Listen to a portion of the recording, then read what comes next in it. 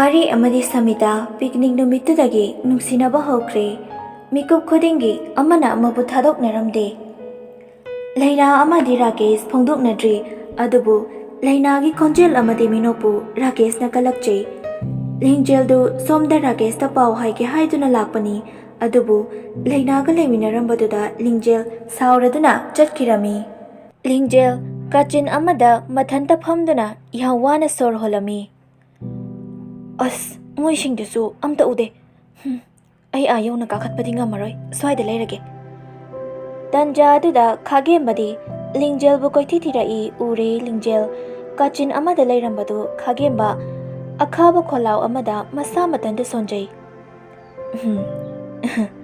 ꯅꯪ ꯉꯁꯤꯗꯤ ꯊꯕꯛ ꯇꯧꯕ ꯇꯥꯔꯦ꯫ ꯂꯤꯡꯖꯦꯜꯅ ꯃꯣꯏꯁꯤꯡꯗꯣ ꯊꯨꯅ ꯍꯜꯂꯛꯑꯗꯤ ꯐꯅꯤꯗ꯫ ꯈꯥꯒꯦꯝꯕꯗꯨ ꯃꯕꯨꯛꯇ ꯊꯥꯡ ꯑꯃ ꯌꯦꯞꯂꯗꯨꯅ ꯅꯣꯛꯁꯤꯟꯅꯔꯒ ꯂꯥꯛꯏ ꯂꯤꯡꯖꯦꯜꯒꯤ ꯃꯅꯥꯛ ꯇꯝꯅ꯫ ꯈꯥꯒꯦꯝꯕꯅ,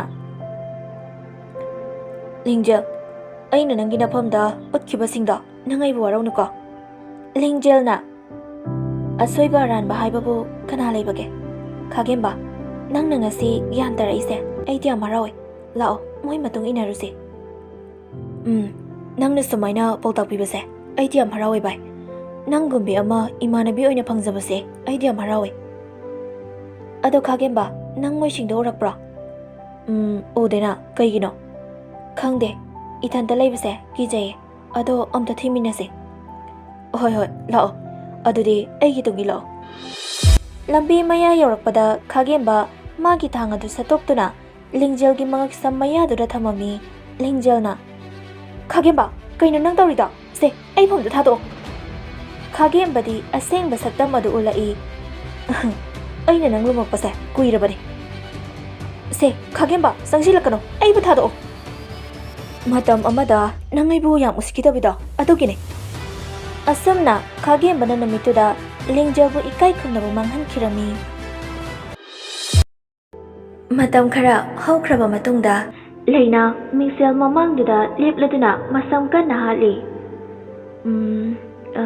ꯋꯥꯏ ꯁꯪꯉꯤꯍꯦ ꯍꯧꯖꯤꯛꯇꯤ꯫ ꯁꯝꯁꯤꯁꯨ ꯐꯖꯅ ꯁꯥꯡꯉꯤꯍꯦ, ꯁꯦꯟꯅꯕ ꯑꯣꯟꯊꯣꯛꯅ ꯋꯥꯗꯣꯔꯤꯗ ꯇꯧꯔꯤꯁꯦ꯫ ꯁꯃꯤꯇꯥꯅ, ꯍꯣꯏ, ꯀꯩꯅꯣ ꯇꯧꯔꯤꯗꯨꯅ? ꯍꯣ, ꯁꯝꯁꯦ ꯁꯦꯟꯅꯕꯗ ꯋꯥꯔꯤꯕ꯫ ꯇꯧꯅꯤꯌꯦꯕ ꯅꯪꯗꯤꯀꯣ꯫ ꯀꯩꯗꯧꯔꯕ? ꯁꯠ ꯁꯠ ꯍꯥꯏꯔꯛꯑꯣ꯫ ꯁꯃꯤꯇꯥꯅ, ꯙꯥ ꯔꯥꯀꯦꯁꯀ ꯀꯣꯏꯅꯔꯣꯕ, ꯃꯤ ꯌꯥꯝ ꯐꯕꯅꯦ, ꯌꯥꯝ ꯆꯝꯕꯅꯦ꯫ ꯑꯁ, ꯖꯥꯠ ꯖꯥꯠ ꯌꯥꯝ ꯉꯥꯡꯉꯤꯍꯦ ꯅꯪꯁꯦ ꯑꯣꯏꯕ꯫ ꯑꯩꯃ, ꯅꯪ ꯀꯩꯗꯧꯔꯒꯦ? ꯌꯥꯝ ꯇꯜꯂꯦ ꯚꯥꯏ ꯅꯪꯁꯦ꯫ ꯍꯣ, ꯃꯤ ꯂꯥꯏꯔꯤꯛ ꯌꯥꯝ ꯐꯕꯅꯦ, ꯆꯥꯟꯁ ꯃꯥꯡꯍꯜꯂꯨꯅꯨꯋꯣ꯫ ꯑꯁ ꯚꯥꯏ, ꯑꯗꯨꯏ ꯋꯥꯗꯣ ꯑꯩ ꯀꯣꯟꯅ ꯈꯟꯅꯁꯤꯕ꯫ ꯅꯪ ꯑꯗꯨꯃꯥꯏꯅ ꯈꯜꯂꯤꯉꯩꯗ ꯀꯩꯝ ꯀꯥꯟꯅꯔꯣꯏꯀꯣ, ꯃꯤꯅ ꯍꯟꯖꯈꯤꯅꯤ ꯅꯪ꯫ ꯍꯣ, ꯀꯣꯏꯔꯁꯨꯅꯦ ꯃꯇꯤꯛ ꯆꯥꯔꯀꯥꯟꯗ ꯑꯣꯏꯅ ꯀꯣꯏꯔꯒꯦ꯫ ꯁꯤꯡꯒꯜ ꯂꯥꯏꯐꯁꯤꯅ ꯕꯦꯁꯅꯦ ꯏꯕꯦꯝꯃ, ꯑꯩꯗꯤ ꯁꯤꯅꯕꯨ ꯍꯦꯟꯅ ꯅꯨꯡꯉꯥꯏ꯫ ꯑꯗꯨꯃꯥꯏꯅ ꯇꯧꯒꯦ ꯇꯧꯔꯣ꯫ ꯑꯗꯣ ꯅꯪ ꯗꯥ ꯔꯥꯀꯦꯁꯀꯗꯤ ꯋꯥꯔꯤ ꯑꯝꯇ ꯁꯥꯟꯅꯧꯕꯀꯣ꯫ ꯇꯟꯗꯤ ꯇꯜꯂꯤꯍꯦ ꯇꯧꯗꯣꯏꯁꯦ, ꯉꯝꯗ꯭ꯔꯦꯕ ꯁꯛꯇꯥꯗꯣ꯫ ꯉꯝꯃꯣꯏ ꯅꯪꯀꯣ ꯑꯗꯨꯃꯥꯏꯅ ꯍꯥꯏꯅꯨ ꯃꯤꯉꯣꯟꯗ꯫ ꯑꯇꯩ ꯂꯥꯏꯔꯤ ꯚꯥꯏ, ꯑꯗꯣ ꯚꯥꯏ ꯅꯪ ꯄꯤꯛꯅꯤꯛ ꯅꯨꯃꯤꯠꯇꯣ ꯀꯥꯎꯕ ꯉꯝꯕ꯭ꯔꯥ? ꯀꯥꯎꯕ ꯉꯝꯗꯦ ꯚꯥꯏ꯫ ꯂꯩꯅꯥꯅ, ꯍꯩꯁ, ꯂꯩꯅꯥ ꯍꯦꯟꯖꯜꯂꯤꯁꯤꯗꯤ, ꯙꯥ ꯄꯥꯔꯤꯒ ꯅꯨꯡꯁꯤꯅꯈꯤꯕꯗꯒꯤ ꯀꯩꯅꯣꯝ ꯇꯧꯔꯤ ꯅꯪ, ꯌꯥꯔꯔꯣꯏ꯫ ꯗꯦꯕꯤꯇꯥ ꯃꯔꯛꯇꯨꯗ ꯂꯥꯛꯇꯨꯅ ꯑꯃꯨꯛ ꯍꯥꯏꯔꯨꯔꯦ꯫ ꯗꯦꯕꯤꯇꯥꯅ, ꯀꯩꯀꯩ ꯋꯥꯔꯤ ꯋꯥꯇꯥꯏꯅꯣ ꯁꯥꯟꯅꯔꯤꯗꯨꯕꯣ, ꯑꯩꯁꯨ ꯈꯤꯇ ꯌꯥꯎꯒꯦꯗꯅ꯫ ꯂꯩꯅꯥꯅ, ꯌꯥꯎꯋꯦ ꯚꯥꯏ꯫ ꯍꯣ, ꯑꯗꯨꯕꯨꯔꯣ, ꯁꯃꯤꯇꯥꯁꯦ ꯆꯦꯟꯈ꯭ꯔꯒꯦꯌꯦ, ꯅꯪꯍꯧꯔꯔꯣꯏꯌꯦ ꯍꯥꯏꯔꯤꯕ ꯃꯥꯅ꯫ ꯀꯩꯅꯣ ꯍꯥꯏꯁꯤꯕꯣ ꯚꯥꯏ, ꯊꯨꯃꯟꯗ꯭ꯔꯣ ꯅꯪꯒꯤꯗꯨꯗꯤ? ꯑꯗꯨꯗꯤ ꯁꯃꯤꯇꯥ?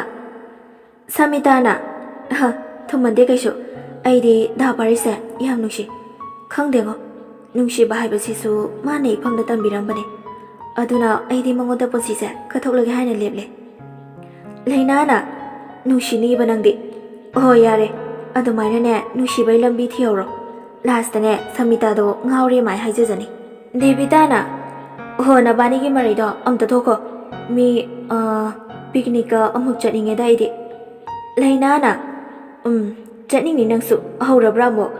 ꯑꯃꯁꯦ ꯁꯣꯝꯗ ꯍꯧꯖꯤꯛꯇ ꯉꯥꯡꯅꯕ ꯂꯣꯏꯗ ꯉꯥꯏꯔꯤ, ꯅꯪꯁꯨ ꯑꯃꯨꯛ ꯍꯧꯔꯛꯑꯕ? ꯗꯦꯕꯤꯇꯥꯅ, ꯑꯩꯁꯨ ꯍꯧꯔꯛꯇꯣꯔꯤ, ꯇꯥꯗꯕ ꯌꯥꯔꯣꯏ꯫ ꯁꯃꯤꯇꯥꯅ, ꯍꯦꯟꯖꯜꯂꯝꯅꯤ ꯀꯩꯅꯣ ꯃꯥꯁꯨ, ꯅꯪꯅ ꯈꯪꯉꯔꯣꯏ ꯚꯥꯏ꯫ ꯂꯩꯅꯥꯅ, ꯍꯣꯏ ꯀꯥꯏꯅꯁꯨ ꯍꯥꯏꯔꯤ, ꯁꯣꯏꯔꯣꯏ ꯅꯕꯥꯅꯤ ꯉꯁꯤ꯫ Kayno bai hairo. Debitana. Lainana. Kayno nokliduna talleba naba no shire singba. Debitana haidaklami nangondani ibema hairise. Samitana haidaklami sumai tawbrane laina. Somdana Rakesh amadi pari Premga unarami. Premna bai kamai tawrige banoibo. Parina as pangnung nungare haidunida. Noidi nungare. Aidi somda imana ise mau pusalo ona khangamdrani tawrise. Aina di somda leshabi malaugi tawringai shida. Rakesh na says yade komedi officer ama oikhibadagi lohongkhidorine. Aikhoiga se kawkhrani do natra. Prem na haidaklami. Khangde. Aina talingai shida bai noishu onthok pangangi. Ado bai pari nangdi aikoi Samita ga thunabo yo he. Pari na Samita do nushibana loiraide. Prem na haidaklami. Nangdi adum akoi Samita na pukhraba ganam tawre. Rakesh na is ngauri mase Samita da hai leire bai. Samai dum tawram do male mase natro bai Rakesh. Pari na haidaklami. Wangang bagyam heireba noyani. Prem na adubudi nathaw ngaktani kaino. Rakesh na chumdro bai mi Prem na haise. Bai nang leina do koige koiro matamnen wadana ba.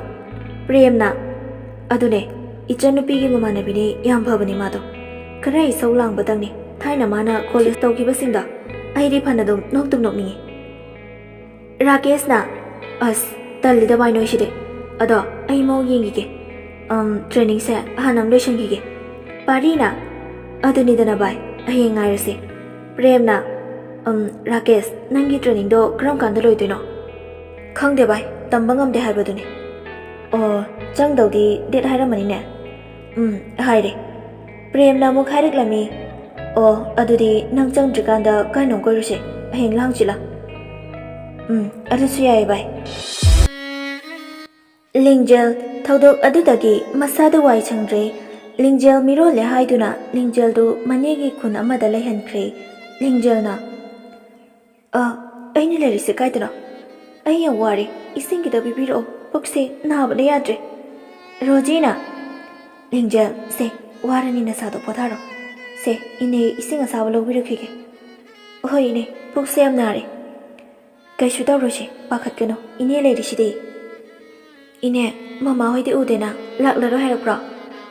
Ngahak leiraga laklani nang potharamuko ine thuna lake. Nangi thaknaba isingdusu ine pubiraklage. Ahoi ine khara thubiro. Ai chak yam lame. Kuiroi ine sat lake. Somda Lingjel gi mayumdana mama Mem Sanaga mapa kunjaki sorgadu warami. Mem Sanana haidaklami. Dada ichadu kaman leirongani dada. Kunjaki sorna Thoi nang kai khanjang kanuse. Laibaki ni haina khalasi se pungnama. Mem Sana macha uraktrabaduda karamba mama pana khangduna leiba ngamgani. Dada phana ichaduna ikhoibu nusidrabasu machagi awabadadi mama oibitana khange. Kunjaki sorna se kakkonuse. Adugi saruk aheng ayungantana Lingjelda laubirurase manegi manaktage. Khagemba amadi mamanabasing adu wa khanarami. Rajesh na bai nang Lingjel se kamdoba. Khagemba na adugini bai wakhalse khanbadai sumamlibane. Ado kamai tawsige bai. Parigi imungdana machanupi tina mama ga wari sanari. Tinana hoi ma yare mi jiktrasu. Ibe mana masidi iba. Ado ima ai kuroi ta chauda khara biyuko. Samita gi mama rasi machanupi gi kada sitnana singbirami. Alice amadi sanarai hoi party college loikhibadagi pakna punkhitri mabani wari sanarami phonda. Alice na haidaklami bai matamdu nushidra semester exam numit kidoko. Sanaraina bai aina da Prembu yam ngawkhibado. Mathangi numitni Lingjel mama mapa lakpada kapli Lingjel na karino pabong na haibirido ba. Ai madulim na tharoye pabong aigi phibam se ma la asum no hen kibane ma yaw trabas isa se ai thần ta xem cái gì bảo bố quân cho cái số nào ibe mà se hậu kre bati hậu kre nang gi phibam sulu ra bani na thabak se thujela se tha ani gi matung ni leina hoi gi semester exam su loina kre satra sing chu mayam da pulap ana kre numitu Rakesh amadi pari wari sanarami pari na hairak bai nang di nupi koi khirodro ai di Samita ga koina badai nungai bu punsi kai cha nang di phangaroi ne ko Rakesh na khangi da bai ado kaino hai doi cha nahan wari sana batu su kaim tau de nang tau ri ba bai ikai thigan bai ne bai pari na adudi nabani koina halage do Rakesh na hairak as bai ai training se hana mai pa ki ge hangsit oina changlani aduga aina tholakpada koirasu koini leina do yam phare bai adudi prem hoide chalu sine ngasi de hoine matu thiram dai gi kainom tawrami ne madui mi da ado nan tawri do udro mai mong do ya de khali ne pari na nang tholakpaga amukun ba haituni bai Rakesh na hoi bai lao koirusi pari na ha kai tero bai Rakesh na noi Samita hoirom dani dana is nang wata sidi bako prem hoitadi chalroidro phagi tawni bai noi Samita hoirom da oina chalase nangsu wari do pena saro aishu leina do tumin ni hobi tawba hoi bai nangna chaninga ga aingora ta silini ha chasi ngayak leiraga Samita hoigi thongan yauraduna pari na Samita da call tawrai mabani harau nusiwari sanari pari na nusibi kai hage tada nangbu sangbra imungi thabak loida ngari kai lerege tada nang sangadi mapandam da tholo Rakesh yaure ye hoi tada laage ngai ramuko tasing nang ngawrabini aige pamu banangi wakhalda kaidong pham leitraba siklagum pale pham leitraba ireigum phangnung da nusi ko nangse pungchak ta jai ko nangse ai pham khangda na ngawi ko thamoina kari yai bu bana khangde kari jadu hai bana nangse leina wakhalda mangli lingjel amadi khagemba mafam amada unarami lingjel makhol hauna kablai lingjel gi mama mapa memsana amadi kunjagi sorsu uhata nari Alice amadi sanare wari sanari prem amadi syamsu tanjadu da changai leina amadi Samita hoigi last semester exam hayengni Samita ga pari ga chenba numit oirami Samita na dada nang sidi yam talli he ikai he kaino hojikti ai matik charaside ado chen da yarak ngaside as kai maraino masino pasiba pari na henupe nang yam hojano exam ga laire pari ga Samita ga gi exam adum thakidre Rakesh amadi leina mapalamda lairik makha tamthaba chatkre Alice amadi Syamsu luhongkre macha yaukre Sanare amadi Premsu macha ani leikre matamna puraktuna Samita piklibi macha nupibu hundoklamduna chatkre pari Samita gi thawai yaudra bhagjang adubu pamduna kapli angakpaniko he miyoi mabok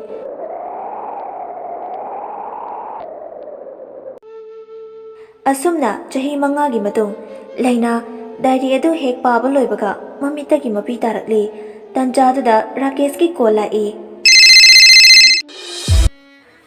Samita gi machanupi Priya mama gi photo da makhut thilli pari na takli leina ga Rakesh ga gi haijing po namit ni leina Samita bu ningsing duna kapli somdana pari machanupi Priya bu themlami Priya Chau tha o haiba amate yaramde mane tinana Priya bu hobala mani amadi hin indu harau bana loire machanupi bu nungsina solami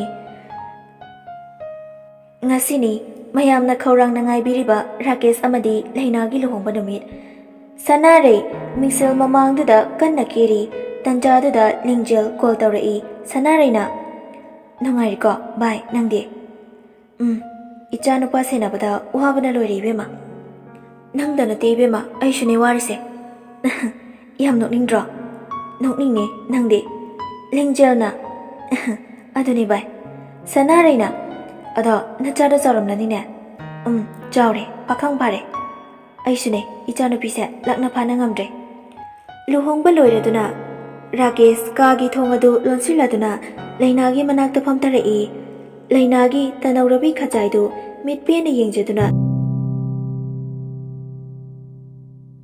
ꯃꯇꯥꯡ ꯑꯁꯤꯗ ꯋꯥꯔꯤ ꯑꯁꯤ ꯂꯣꯏꯁꯤꯟꯖꯔꯤ ꯋꯥꯔꯤ ꯑꯁꯤ ꯍꯧꯕꯗꯒꯤ ꯂꯣꯏꯕ ꯐꯥꯎꯕ ꯊꯋꯥꯏ ꯍꯛꯆꯥꯡ ꯌꯥꯎꯅ ꯇꯥꯕꯤꯔꯤꯕ ꯂꯤꯁꯅꯔꯁ ꯑꯃꯗꯤ ꯚ꯭ꯌꯨꯋꯔꯁ ꯄꯨꯝꯅꯃꯛꯄꯨ ꯆꯦꯅꯦꯜ ꯑꯁꯤꯒꯤ ꯃꯥꯏꯀꯩꯗꯒꯤ ꯑꯃꯨꯛꯀ ꯍꯟꯅ ꯏꯀꯣꯛꯅꯣꯅ ꯈꯨꯔꯨꯝꯖꯔꯤ ꯑꯔꯣꯏꯕꯗ ꯆꯦꯅꯦꯜ ꯑꯁꯤꯕꯨ ꯅꯨꯡꯁꯤꯕꯤꯗꯨꯅ ꯃꯌꯥꯝꯅ ꯂꯥꯏꯛ ꯁꯕꯁꯀ꯭ꯔꯥꯏꯕ ꯑꯃꯗꯤ ꯁꯦꯌꯔ ꯇꯧꯕꯤꯕ ꯀꯥꯎꯕꯤꯒꯅꯨ